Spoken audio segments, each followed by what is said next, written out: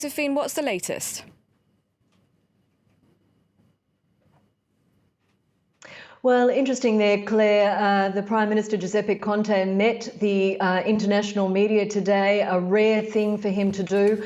Probably keen to reassure investors and the financial markets that Italy is on track and that this budget is not going to threaten the country's financial stability. Now, he said that there was some room for manoeuvre, even though he was trying to justify this 2.4% budget limit in defiance of the EU limits, saying that it was reasonable, it was there to promote growth, but at the same time saying that if the European Union rejects Italy's budget, there was room for some sort of negotiation. Earlier in the day, the Economy Minister Giovanni Tria suggested that this budget would not expose Italy to financial risk. That doesn't seem to be supported by what we've seen in financial markets in recent days and weeks. We've seen incredible upheaval in stocks and the bond spread, a little bit more stability today, but still a great deal of concern. Now, Mr. Conte, the Prime Minister, said he would be willing to negotiate on this budget, but at the same time, his Deputy Prime Ministers Matteo Salvini and Luigi Di Maio have been adamant that there is no room for negotiation.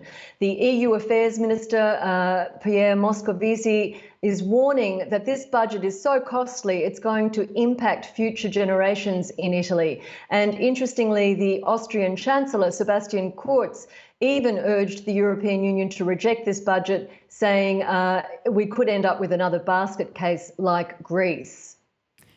Josephine, this government in Italy hasn't really gotten along with Brussels from the very beginning, right?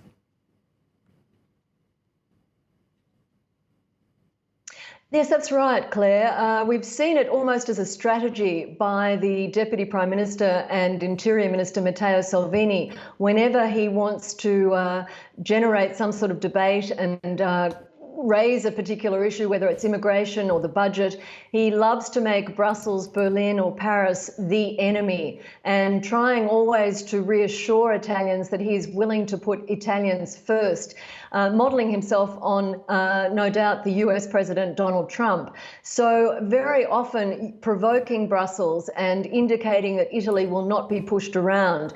Interestingly, the Prime Minister Giuseppe Conte at this press conference today said, "Read my lips, there will be no Ital exit," that Italy is committed to the EU, committed to go forward, but that doesn't necessarily ring true with some of the controversial and provocative remarks we see from Mr. Salvini and Luigi Di Maio. And so far, those two leaders, the two deputy prime ministers, have indicated they don't want to negotiate on this budget and they don't want to walk away from their election promises, which involve plenty more spending.